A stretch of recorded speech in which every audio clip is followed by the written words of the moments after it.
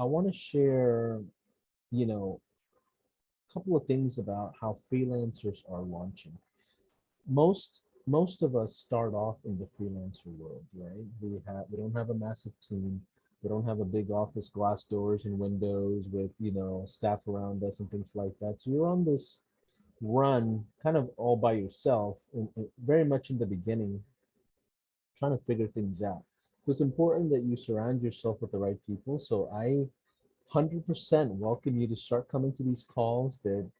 We keep it as casual as we can. If you joined our Wednesday call yesterday, we were just having a ball, just sharing ideas, just being very intimate with each other, because I see myself and a lot of you about 6, 7 years ago when I'm trying to figure it out. I had already burned through a couple of $1,000s, spent on programs, and everybody had a great idea. And when I go into the market, nothing's working. And then some guy told me I should niche down, and then I started niching down, and then nobody in the niche wanted my service, and I realized I have to have a product and niche market fit, and then you improve every single year with a new thing. And this whole launch, you know goes into a couple of years, right? When you look up, it's been 3 years, and it's a struggle quite often. So what I want to do is share ideas with you that can help you avoid a lot of those issues and problems early on. So freelancers, there's a few different ways to niche down, and I talked about this in some of the other webinars that we did earlier this month. There's a way to niche down to an industry, right? Now that's the way an agency should niche down. Why is that important for an agency? Because an agency have multiple people, right? I imagine a team of 5, 6 individuals. You have ad buyers, you have graphic designers, you have funnel builders, you have account managers, project managers. Sometimes even if you are at an elevated level and you have a lot of clients, you may even have a director of operations, right? So you're really looking at multiple areas of the business and making sure the niche that you're serving is SOP'd out within your business, meaning you sell similar services to the same industry with similar offers, almost like a McDonald's style assembly line. So everybody that's in your assembly line and that's taking part have a synchronized, homogeneous duty, you know, description of their jobs, their expectations, KPIs, and they move along this whole path very easily, very quickly, and ultimately provide the offer that was given to the prospect, right? Now, freelancers, it's a little different. Typically, you're a one-man show. Maybe you have a VA with you, but outside of that, you're kind of independent all on your own. And quite often, your services that you offer could change here and there because you're customizing a little bit. You have a few adjustments for one client versus another, and it can go out of hand really quickly. So the way freelancers typically niche down is through services a lot more often versus industries. So let me give you an example. When I first started off, I went all in on Facebook advertising. I invested so much money into learning from the best econ guys, learning from the best local marketers, and I learned my PPC, right? I learned my advertising, my paid advertising for lead generation. When I had that skill, because I'm a freelancer, I have freedom, and I just have to really just set it up in the beginning and move over to the next project. And I'm not doing multiple things at the same time. I was able to call myself a Facebook ads expert, go into multiple industries, and create a pretty healthy book of business. Okay. And that's the way freelancers quite often do this at scale. Now, can you do that? You can do that if you decide that you're not going to go down the agency route, right? If you decide to go down the agency route, you cannot continue doing that model of taking on multiple industries. Then you, guess what? You have a team of people that have to cater towards all these different projects versus a freelancer. You're by yourself and you're not taking on 5, 6, 7 projects at the same time. You're going one at a time, providing that industry service that you've specialized in. Are you guys following me so far? Is that making sense? right? The problem happens when you hire people. The problem happens when you bring in your first couple of people that are either contractors or project managers or whoever, because now you've sold something that's kind of customized outside of your own control. And now you have to give up quality because somebody else is responsible for this, right? And there's usually a huge disconnect that happens. So what you want to do is make the decision to say small if you're going to go down the path of freelancing. Now, when I say small, I'm talking about the volume, not the price. There are freelancers that'll charge 100 grand to set something up, believe it or not. Okay. It's not about the size of your price tag, but the size of your projects. With agencies, they'll crank in 50, 60, 100 projects in one, and they all take 3 hours each. They do their thing, like ad buyers do their thing, graphic designers do their thing, account managers who are client facing, so they do their thing, and it's just an assembly line of SOPs that are being followed, right? Can you be extremely successful today being a freelancer? 100% you can. Can you run a six-figure or a seven-figure agent, a freelancing business? You can. Seven figures is pretty rare, but six figures is very reasonable. Okay, it's very reasonable. Most freelancers in the US that has been doing this for 5 6 years, and they have some expertise behind either a platform or some sort of a item or service line, they can do 125 to 180,000 easy. They'll charge $5 6 thousand a project. They'll take on usually no more than 4 or 5 projects at a time in a month, and they're in control, right? And they don't have to deal with staff. They don't have to deal with project managers. No, nothing. They're not focused on running a high volume business. The reason why we always say niche down is really spirited around agency build out, which is different than a freelancer business. Is this insightful? Are you guys getting ideas of how to divide up who you're going to be? There's nothing wrong with being a freelancer, I promise you. And there's nothing wrong with being an agency, but you have to choose which lane you want to go. Okay. So becoming a licensed provider for a specialized platform. So you can do that. Um, you can do that from a design standpoint, analytics standpoint. You can do that from a solution provider standpoint. So, plenty of people get, licensed and certified um, through Adobe, right? People do Google partnership. People do Facebook partnership. People do Salesforce partnership and all their, systems and everything. And pretty soon, by the way, High Level will have our own partnership program, which I'm working on. So eventually we'll have our own licensors and things like that that allows you to go into the market and be credible and say, you know what, I'm High Level accredited. I am an agency or a freelancer that has been approved by the High Level team in order to be a tech provider, in order to be a solutions provider. Those things are already on the way. But the way you have to think about it is deciding which lane you want to play. The freelancer world gives you a lot of freedom. But the negative of that is everything's dependent on you. It is all dependent on the entrepreneur. So if you don't feel like waking up and taking that sales call at 9 o'clock in the morning, it's going to be hard, right? It's if you cannot go to the gym and get your mind right, so the next day you optimize for the best possible self, it's going to be hard. If you get emotionally attached to a project, it's going to be hard.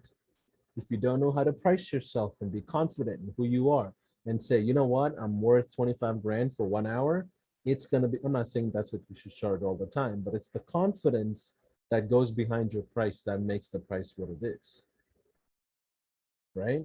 Now, the second component is creating a multi-industry offer B2B relationship. So when I was doing my freelancing, before I went into my dental niche agency, when I was freelancing, I was doing Facebook ads all day long, doing like $10,000, $20,000 budgets, right? And I had a virtual assistant behind me that helped me set up, and I would go through the analytics. And I followed a lot of Tim Bird. I don't know if you guys know Tim Bird. He's the guy that came up with the shotgun method. There's also a Chris Colvert who came up with the carpet bombing method. Then there's Deepesh Vandaliam. I don't know if you know any of these names, but these were the big primary guys that were teaching Facebook ads from like 2013 to like probably 16, right? That was in the early stages of my agency. So I had freelancers that were virtual assistants that worked with me, that helped me with setup, that helped me with optimizing or checking up on accounts, but I stayed in my lane of Facebook ads. Now, if my clients or anybody that I was doing projects for, if they came to me and said, hey, I need you to do SEO or Google Ads or any other platform, I simply would create a partnership type of relationship with someone, a fellow freelancer that was just a specialist. I would never partner up with an agency as a freelancer. Why? Because to me, it was like an assembly line type of play over there, right? I wanted a freelancer that kind of catered the same kind of quality that I would do, that would have more hours to go, make sure that they're delivering this really great service for your clients. I'm not saying agencies can't do that, but typically agencies are built around volume, right? So the way I created the multi-industry offer, so like if I had a client, I can still give them an SEO, Google Ads, or even designer. I had a guy who was designing print stuff, newsletters, and not newsletters, like flyers and things like that, where they would have print shops, right? So to my client, I was still the go-to marketing person, internal CMO type of a person that they would just always rely on. And I had the freedom with them. So really, I just had to handpick the best clients that I want to work with, regardless of the industry. This also gives you projects that are typically a bit more fun to do, right? Like you're seeing different varieties of challenges versus the same $21 chiropractic offer all day long. That gets really mundane. Nathan's laughing, right? But that just gets really boring after a while versus you're having 5 different types of projects. You as a marketer, your skill level actually gets better, right? So that was another thing that I liked about freelancing. Now, SaaS services. How many of you guys are interested in providing SaaS services? Meaning, I want to help another agency or a freelancer set up their own SaaS. Like, I want to be a B2B provider, right? Obviously, with high level coming out with the whole industry of SaaS, right? 2 types of positions that I'm now seeing with agencies. One is a systems integrator. Have you guys heard this before? Hey, do you have a systems integrator in your agency? It's become like an internal IT person that handles all the tech. And ultimately what that person does is handles all the issues and bugs of high level, all the setups, all the CRMs, all the Zapier stuff. It's like a systems person, like a tech wizard, right? So we've seen a lot of agencies and companies now come out with this job description called systems integrator. And this is something that has been happening over many years, even when Salesforce came out with their partnership program and things like that. They've had these types of momentum kind of take place. And we're now seeing that in the marketing industry with our SaaS mode. More people are asking for services like this. So that's really an opportunity that I think is really interesting that many people should provide. It's different than a white label provider. It's different than white label services and affiliate services altogether. This is you providing a platform service based on your freelancing capability. Okay. Now, the fourth type of niching down I'm seeing a lot of freelancers do is templatized approach. Some people still want to stay in that assembly line style of McDonald's model. So how many of you guys been to the marketplace lately and you're seeing hundreds and hundreds of templates? That's the business model I'm talking about. You can create your own marketplace, can't you? All it takes is putting up a website and a bunch of products that everybody can buy, right? So the same exact way, we're seeing a lot more templatized product creations as well based on freelancers. Is this giving you guys some ideas of how you can niche down and maybe you're not excited about one specific industry like med spa or real estate or automotive, or maybe you're not married to any of those industries, but you like a certain platform like Facebook or Google or High Level or Salesforce, Adobe, where you can go in and say, you know what, I can, if your size of business is around 10,000 monthly revenue to 50,000, that tells me you have less than 10 team members. I can set up your whole entire system, right? That's going to cost you X, Y, Z. Is this giving you guys some ideas, or is this causing more confusion? Steve says yes. Okay. Let's see. Nathan gave me a thumbs up. Okay. Now, if you're gonna go down the Yasmin says wheels are turning. Good. And I just want you guys to understand all the different options. I don't have any problem with any of your decisions in any way, shape, or form. There's so many different ways to build this digital business, right? I just want you to know all the cards you're playing with. What I just shared with you will completely fail you as an agency. You cannot serve 5, 6 different markets, providing 5, 6 different platform services. It's difficult. You have to go down into one industry, become an expert at one, and then build up your traction, have your entire 5, 6 team members or whoever you have on your agency, build up those SOPs before you can move into another subsector of an industry. It's better to go down the path of one thing, the minimalistic side as an agency to start off versus a freelancer. You have a lot of freedom, you're controlling your time. But then the biggest downfall of freelancing is you're selling your time. At the end of the day, no matter how you look at it, you're selling your time. Some people don't have a problem with that. Okay. Some people enjoy the tech side. Some people love the sales side and they go invest into real estate or crypto or whatever else all the kids are investing into nowadays, right? They'll make their money work for them in other ways, but they love what they're doing. That's the freedom of freelancing. So either way, just wanted to share this with you guys. Last webinar that we did, by the way, if you missed Alex Shalinsky's workshop in March, I would definitely recommend you going into the YouTube channel and watching that.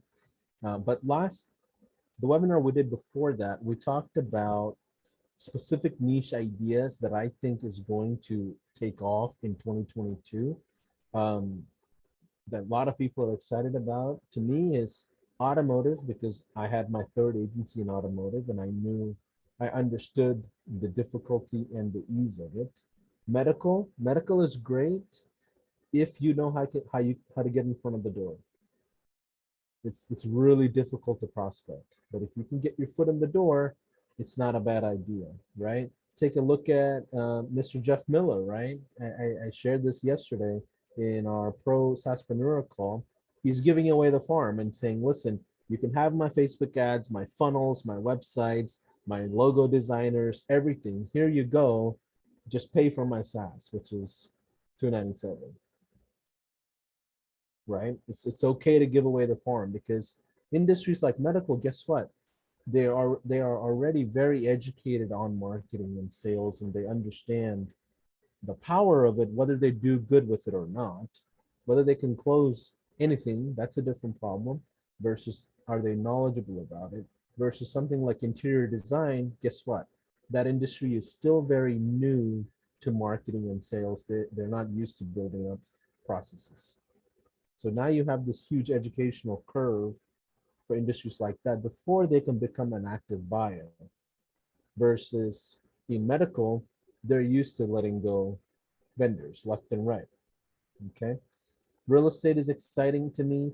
Multifamily is a big space. Short-term rental is a big space that's up and coming. Concrete pros. If you don't know the story of Danny Pereira or Barrera, look him up. He's doing 6 figures a month just selling concrete all day long. Okay, he works with Freelancer concrete pros that just sets up 5, 10 jobs a month, and they run Google Ads and SEO all day long. Okay. Funeral home. If you are familiar with the Justin Knowles story, Justin Knowles was a funeral home director that reached out to us less than a year ago. He was interested in starting his own agency. He understood everything about high level, and he simply just leveraged freelancers that he had, marketplace, and provided a ton of white label service to the industry. And I don't know if Justin's on the call, but he's doing really well with it. I believe well over 20, 30 grand a month just on funeral homes. He simply is providing lead generation to funeral homes. They get about 15 leads a month. That's it. They close about five. That's well worth the relationship, right? It's really interesting because a lot of these funerals, they're worth, 20, $30,000, right?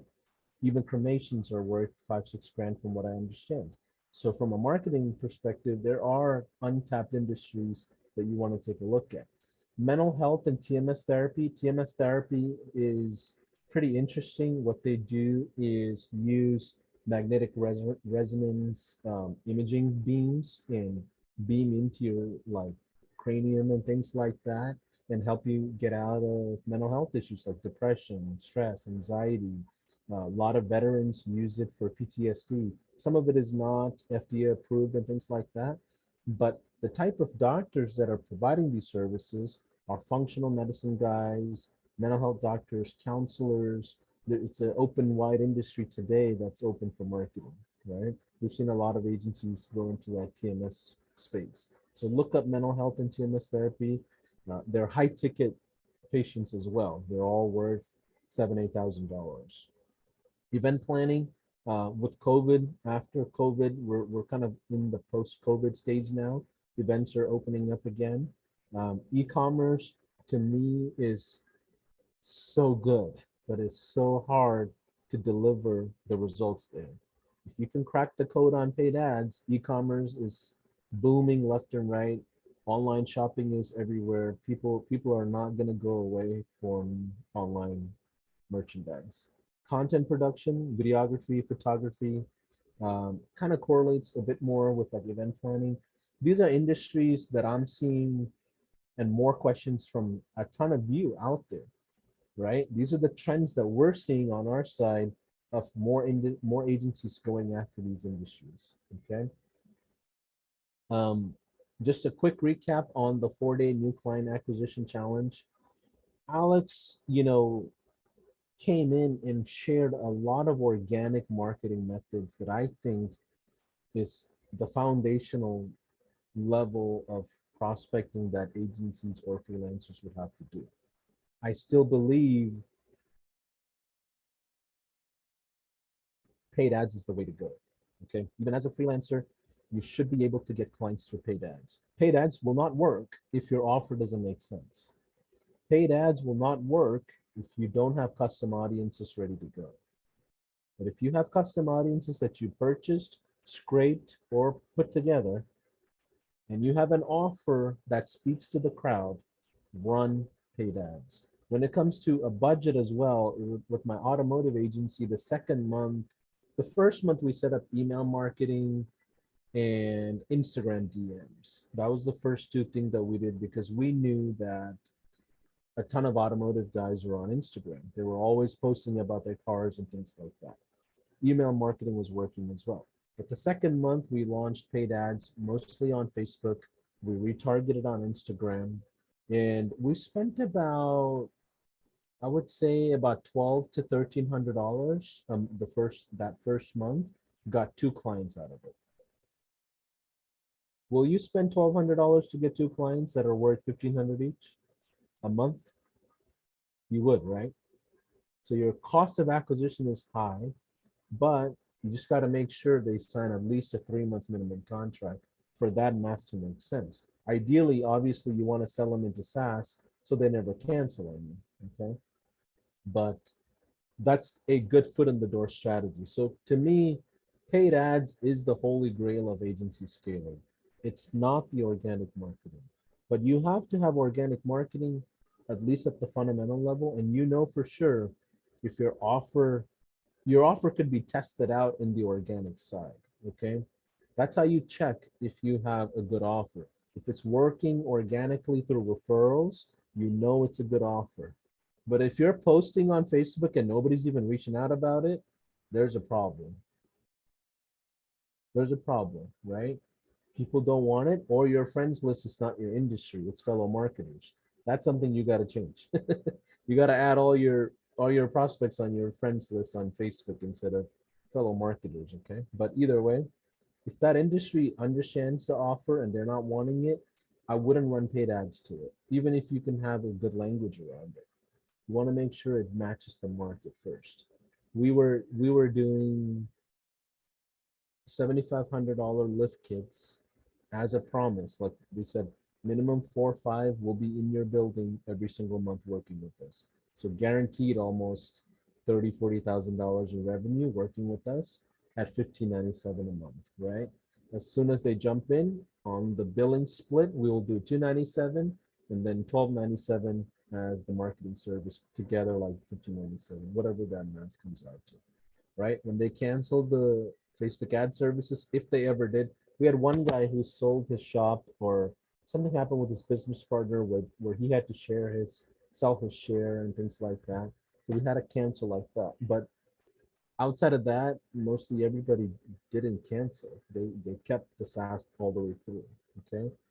Um, this entire month of March, we talked about new selection. So go back and watch any of those sessions if you missed it. Um, we're just simply sharing what we're seeing. Okay. Let's see. I think that's all I had as far as from my side. Anybody want to turn your mics on, cameras on, ask questions about anything related to agency stuff? Was this helpful? Did you guys get some ideas of, you know, Nathan says yes. Okay. Yari says yes. Okay, cool. What do you guys want to do about this, right? Like, are you gonna be a freelancer? Is that what you want to do? Or do you want to build an agency? You see the significant difference in how you look at it, right? Right? You can do both. You just got to start off one way or another. You can't do both at the same time. Steve, were you about to say something? Hey, Paulson. Yeah, I was just letting you finish your thought there. Great talk today. Wondering if you have any ads that convert to get roofers for us agency owners. So the way we did our ads, so the very first, so in the dental world, my ads never worked. I tried so hard to get ads going. And I would be like, hey, we'll guarantee you 10, 15 dental implants, right? And mind you, my dental agency was from like 2014, 15, all the way to like 18, right? So back then, the ads were different. Like it wasn't as saturated. People weren't just going to sign up for something. But with my automotive agency, which was from 2019 to 2021, ads worked left and right. We were getting like 200-300 leads a month. And our language said 5 to 10 lift kits guaranteed this month. So I spoke to the end result of what they would want. So the question that you have to ask is, what is the ultimate price that your client wants? What is that client? What is the customer that your client wants? Who is that, right? Do they want, you said roofers, right? That's right. Yes. So what is it that they want?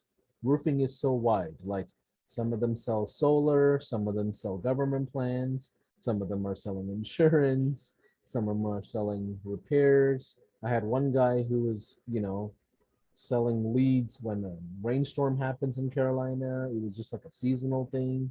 But you gotta go specific into it. What does your client want, Steve?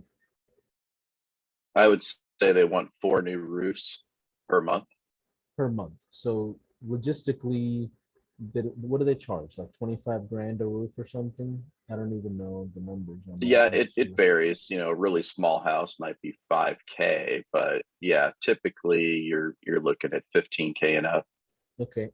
And you're doing lead generation, I assume? Yes, and DR, database reactivation. Okay. So quick question. Do you want to just do the marketing or do you want to do the sales as well? Marketing. Okay.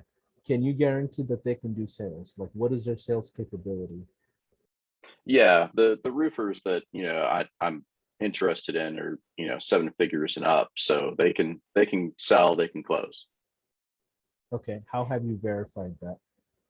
Like, have you sent them cold leads and they close it, or are they just closing friends that they have and referrals they have, or really hot and warm leads? Good question. Yeah, I mean, I'm taking their word for it. I mean, they've got multiple trucks, multiple crews. I mean, they're selling. Yeah, most business owners will tell you that they close very good, which they're right about, until a marketing guy comes in the picture. Because the marketing guy brings in all the cold leads. Then we don't like each other, right? Because they're used to closing referrals, friends, somebody that they know, they can smell the cologne and they're, shaking hands like you can close somebody in front of you. But the cold leads that nobody knows about, they're not going to close. So assume that they're going to close less than 10 to 15%. So how many leads do you have to generate that's good quality for them to be able to close at least 4 new roofs every month? Well, Are they if we like if we use those numbers, then just do the 50, math. So 50, yeah, 60? Okay. right. Can you do that on lead generation with the budget that you normally charge? Is that normal for you? I would say we'd have to run paid ads as well as DR. Oh, yeah. Yeah, yeah. Yeah. But so that's the way I would position it. My ads for my own roofing marketing agency would say, work with me, Steve, right? 5 guaranteed roof policies will be signed for your business working with me. Like that's what I would sign. Like that's what my ads would say. That allows me to take them into a phone conversation. That's the only KPI that matters for a paid ad, a phone Right. call, Because they'll a they'll phone forget call. what the ad said 30 It seconds doesn't later. it doesn't matter what the ad said. They just need the phone call. They need Yeah. to trust Steve and get on a phone call. That's it. Right? You can put Amen. your face Amen. on it. I think Jeff Miller's ad is literally like it looks like a post-it note. It's literally like a yellow background square picture that says 20 dental implants guaranteed this month. It's something just like so simple. So I would do something similar. If you want to add your personality to it, do it on a video style. That's great. Then you can retarget, based on percentage views. But this is the way I would think about it versus, oh, I have a CRM system for roofers. That's the worst way to advertise. Right. Right? Because now you're going to talk about transportation, not the destination of where they should go. And it's like a bait and switches thing, it's too much. I would keep them on the objective, which is my job is to bring traffic so you can close 5 new roofs. That's why we want to get on a phone call with you, right? So Right. now you just have to worry about the scripting. Hey, I saw they're gonna be on the phone. Hey, I saw your advertisement, or they don't reply to anything, and you're cold calling the opt-in. Hey, I saw that you opted into one of our Facebook ads regarding roofs. Are you a roof owner? Are you a roofing business owner? Yeah, I saw that. What is that about? Tell me a little more information. Well, before we get started, making sure that we can be a good fit, help me understand your business. Just so I can get a good background. What's your story? I go into that bridge, right? What's your story? Then I talk about volume and numbers, then conditions, then decisions. But remember, typically you want to have a 2-call close system. Like you want to do an intro, make sure they're qualified so you don't waste your time on your demo, right? A lot like Alex Shalinski talked about doing the 1-call close. I think that's perfectly fine if you can get qualified leads. Do they know, like, and trust you and understand your offer before you get on that 1 call? If they don't, if they don't, it's going to be a long call to know. Right. Right? So I love Alex. Everything that he taught, I think is extremely valid, but you got to understand how the lead is qualified, right? So take a look at that. I think those are all ways that I would do this whole process. And now when you're charging, I assume 15 to 2000 a month. Yeah, so I forget whose call it was that put this pricing together that I really liked. I think it might have been Alex, but it was 8,500 for 3 months. 3 months. Sign Yeah, up right now. It's 5,500. Just happened to have 3 slots open, so that I really liked that. yeah. It gets them in for 3 months, and then Mhm. afterwards, yeah, it's 1,500 a month, Yeah, 1497. yeah. So let me also ask you this. All the prospects that jump in front of you that doesn't qualify for that $5,000 offer, what do you do with them? I would like to just pass on them. I would, if they had a staff on the back end that could run high level, I would consider, setting them up on more of a SaaS plan, maybe 297, maybe 497, depending on their needs, Yep. and let it roll. But I would just give them that as a last ditch effort. Yeah, that's exactly what I would recommend is people that don't qualify, it's totally okay to roll them into SaaS and help them get used to SaaS and see the value of leads coming in. But you do have to figure out a way to get leads in there, unless you're selling specialized SaaS like reviews or something by itself, right? So, Yeah, so if their what you, website had enough traffic, I could talk to them yeah, about that exactly, beforehand. Put the right. widget on their website so they get leads that way.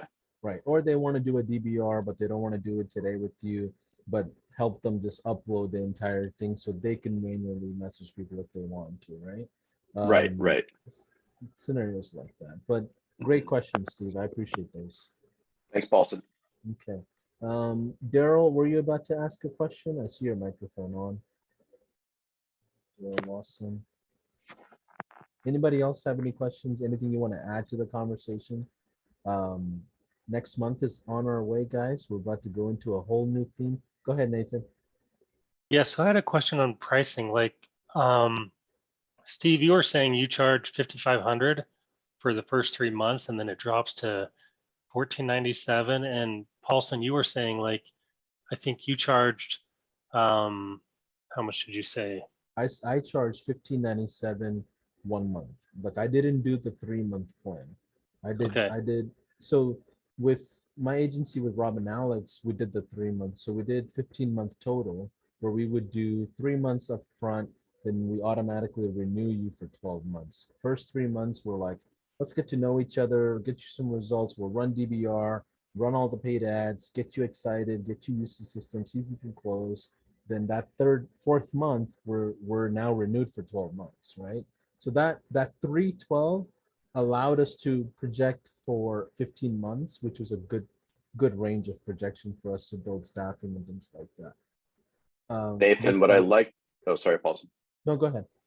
Nathan, what I really liked about, and was it Alex that was saying this, Paulson, about Yep, the, yep. yeah, what I really liked about what Alex said about the 8,500, we'll do it for 5,500. We got 3 slots open, is that it was prefaced, we're going to do it for 5,500, but the first month we're going to set everything up. So it takes away a lot of the pressure for, oh my goodness, we have to deliver results in 24 hours. Clients want leads in 2 minutes. So that you just set it up with, that first month, we're going to get everything set up. We're going to connect all your social accounts. We're going to do this, we're going to do that. It just takes all the pressure off us, which I just Yeah. thought was brilliant. Yeah, and to add to that, Nathan, Steve, our intention with the automotive agency was to move into that 3 month plan, Nathan, just so you know. In the initial stages, we weren't sure if our offers are going to be strong. So we just went with that month to month plan until our offers were strong enough to feel comfortable to say, okay, we're going to charge 10 grand for 3 months, but today you can get it for 6 grand, right? We just weren't there. so okay, so you did that. So if you kind of combine those, Steve, you're saying, according to Alex, hey, you kind of give away your first month because you're just in setup mode. Then maybe you do your 5,500 for the next 3 months. And then how did you, Steve, how did you say you transitioned to um, for the 1497 a month? Yeah, and it Alex gets the credit, and that webinar is in the Go High Level Zoom or YouTube channel. So be sure and watch it because we're, summarizing like a 2-hour webinar here in 30 Yeah, was seconds. that number 3 or number 2? I think it was number 2 because it was the Yeah, I'd one have to look at my Brian was. notes. Yeah. Um, Yeah. Well, but the key go ahead. is the expectation that you're setting. It's not the number that I would pay attention to. You're saying 3 months, this is the plan. Give me a month to breathe. I'm gonna set everything up. We're gonna get you results in the first 3 months, right? And then afterwards, based on the results, we'll continue 6-month renewal or a 12-month renewal, right? That's Okay, and it's how more of an often, after that 12-month time period, how often do they renew? Are they like, just keep me going? Well, we know agencies have a massive churn, so like they're typically canceling on the 4th month. So agencies started doing the 3-12 method, right? So they don't just get out of a contract easily. Plus, they're setting the expectations, but typically agencies, 70% there's a churn that happens.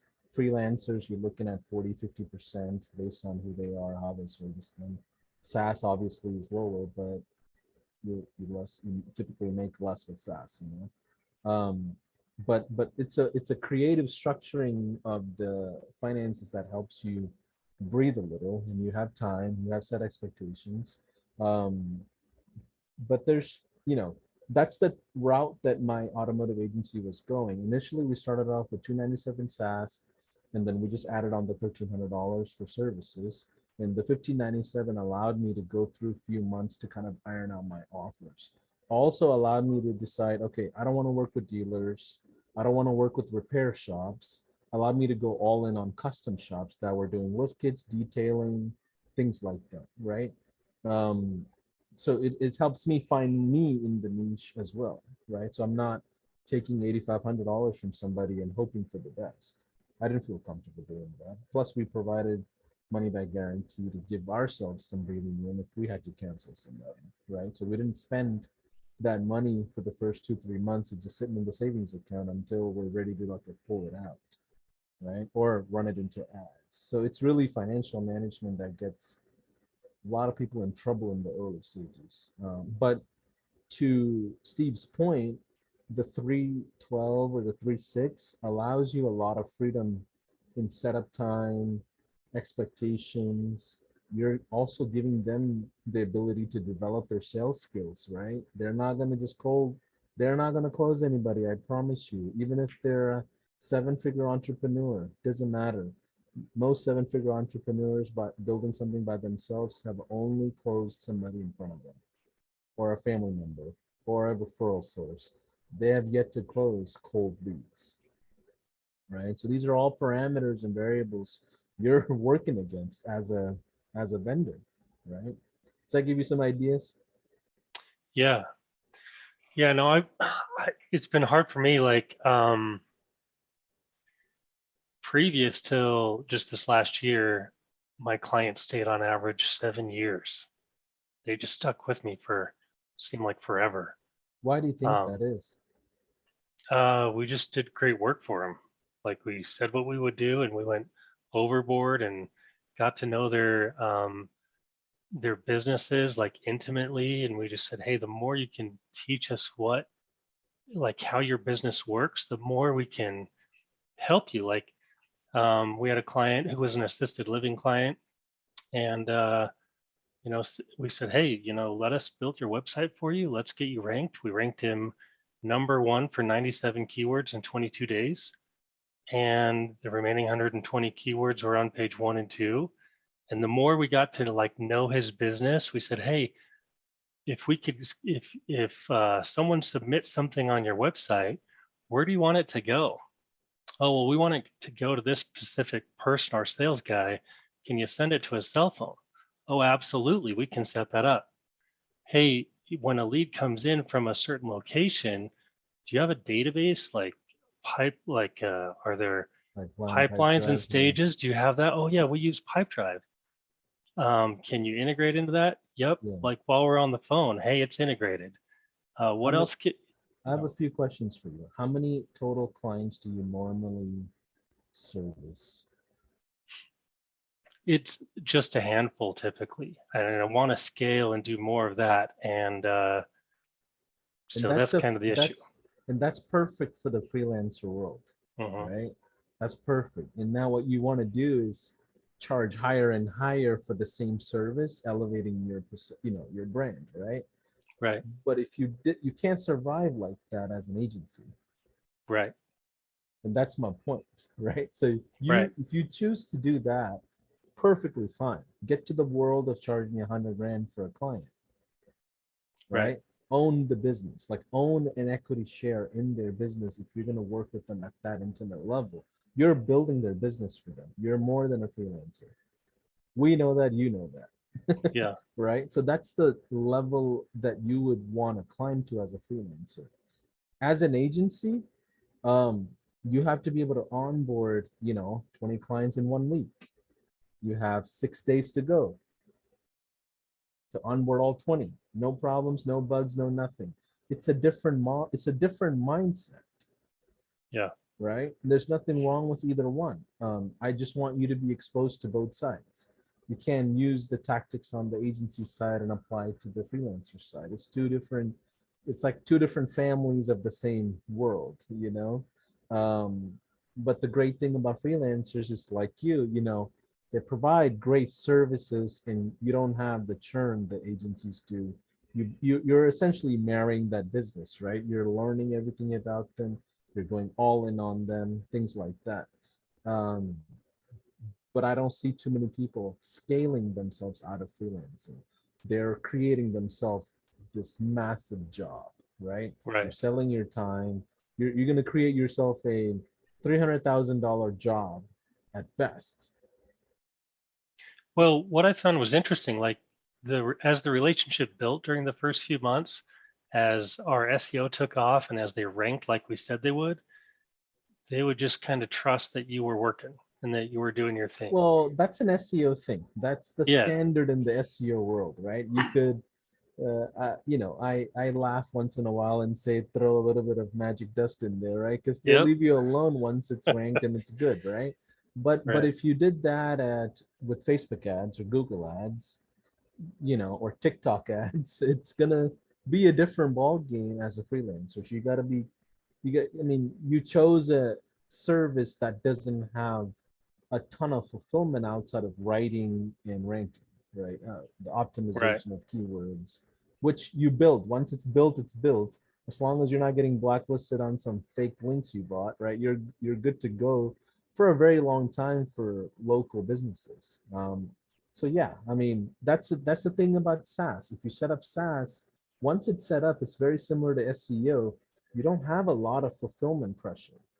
It's set up and it's done, right?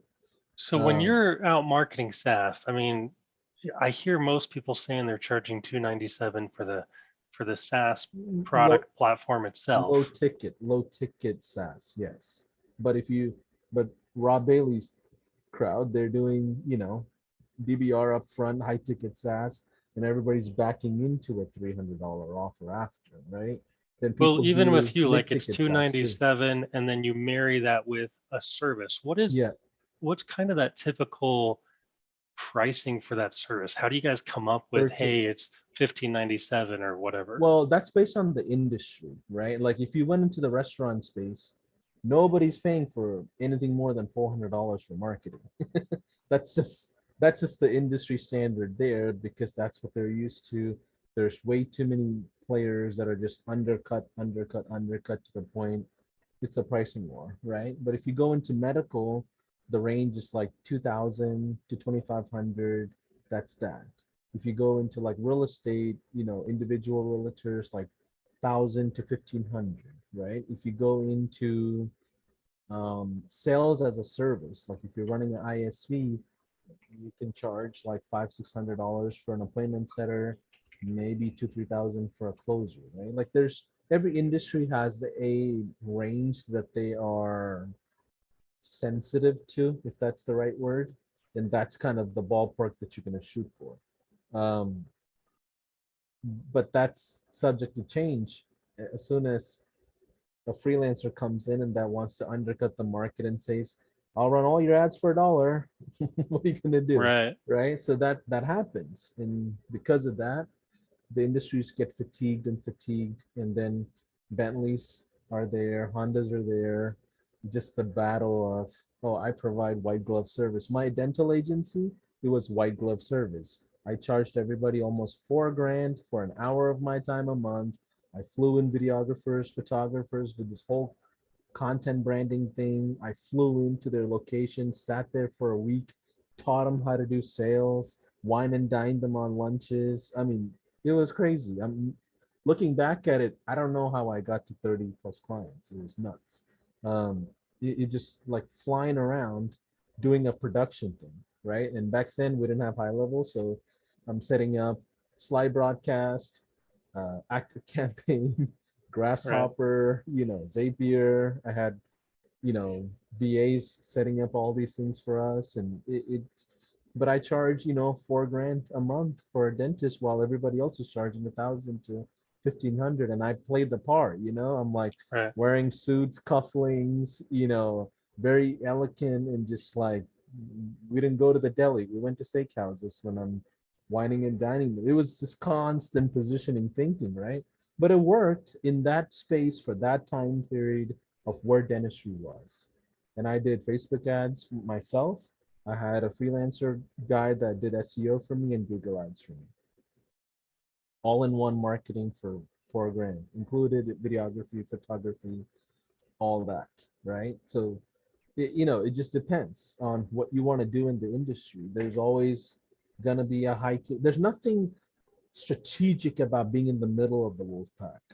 It's actually really like not smart to be in the middle.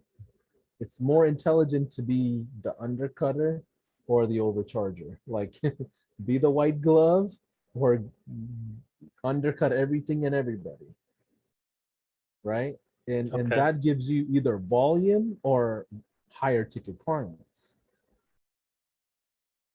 whichever Yeah, one you prefer want to the higher run. ticket clients just Then because then you got to all charge a lot clients more. are usually painful in some way, right? Well, you're thinking about it from your own fulfillment side, right? Yeah. But this is good. This is good. These dialogues give a lot of people a lot of ideas versus a lot of my slides Um, sometimes. So I yeah, I appreciate. mean, I have VAs right now that I outsource to uh, that are in the Philippines. They do great work. I'm really excited for them. They're awesome, right? And then I have some other people I outsource to here in the States. But like, so there's a network of people behind everything that we do. It's just the hardest part, I think, for me is the sales. And is it better maybe to just go out and hire salespeople? And is that even like, where do you go to find a salesperson and you say, hey, I'm just willing to pay you a straight commission for sales? Yeah. This is a difficult component that you got to make a decision on. Like, I'm not the techie. I'm not the engineer in mind. I was naturally leaning on the sales side. I don't know, my whole life. Like that's the way I was. I was social butterfly. I was comfortable in front of people. Every business that I've ever built, all my partners are engineering, like they're analytical thinkers. Real estate business, agency business, any business I've ever gone into, my partners are always complete opposite of me. So I am a huge believer of not working on your weaknesses. If you're not good at sales, drop it. Focus on your delivery, build a partnership, or build an outsource sales if you have to. But it would only work if you have an offer that the market wants. You cannot go to Nathan Harrison and say, hey, run sales for me. It's going to be Facebook ads, CRM system, a little bit of this, a little bit of that. You're not going to put himself in a good position to actually sell a deal. You have to position him and say, 5 roofs guaranteed next month. They can pay us $2,000 today. We'll save the money and refund it if it doesn't happen. Like you have to be so critical on the offer and say, go salespeople, you can do this. If you don't have that Right. offer, sales doesn't work, right? But I do believe in dividing up Like, I don't think anybody's good at both. Most freelancers, entrepreneurs, we all have to get good at both to a certain level, because we have to deliver what we promise, and we don't have the resources to build in partnerships and margins. So you naturally do get good at it, but you still have to be aware of what are you best at. What Yeah, are you I'm most I'm comfortable probably at? more comfortable and best at the technical side for sure. Yeah, Um, I promise you, Nathan, if you go on the Facebook group and say, listen, these are my results, this is what I've done as far as fulfillment is concerned. I'm looking to partner up with an agency person or somebody who just wants to stay on the sales side. I promise you, you'll get 300 DMs tomorrow. And the opposite applies. Hey, I'm really good at sales. I just need somebody to help me fulfill this. They also will get the same exact responses. You have to decide, how do you, build those relationships. Like, you got to be really careful on that, of how you set that up. But like, that's the way I build, my businesses, and that's the way I continue forever will build my businesses. I will never go learn how to paint. I will always sell the painting instead. okay. That's just me. That's what I'm better at. Say, Paulson, along those lines, I've always wondered if you set something like that up, how do you structure it as far as the money goes? Who's Yeah, collecting the money, you or the sales guy, the or entity, the entity is right? collecting the money, right? So it's not individuals, right? So you set up a S corp. I'm not a financial advisor, but you set up an S corp, and after expenses, this is what we split. Here's the owner's draw. Take a salary if you think you want to. At a monthly level, at the end of the year, draw it out. Or quarterly if you want to, draw it out. Is there something that protects the account from the other person just draining it? Um, you can have a mediator. In some scenarios, you can have a mediator that you have to both sides would have to go through. Like, you can hold it like that, but if you're worried about something like that, there's a bigger problem, right? but but but but people use bigger corporations use financial controllers, mediators that are, that can control finances like that. But you hear these miserable stories of, yeah, my partner drained me out and can't access my savings account, and I don't know what to tell my wife after working at this for 5 years. I mean, you hear about these miserable stories all the time in business. Unfortunately, that's the landscape we all have to kind of swim through. But like, the way I function at it is like, after expenses, we can split 50-50 at the end of the quarter on owner's draw after salary. I would recommend each person take minimal salary, maybe like 3,000 each every single month. So you just kind of sustain end of the quarter, whatever profits left over. I think you can draw out outside of what you're going to invest into, because now you have to invest into ads, platforms, expenses, right?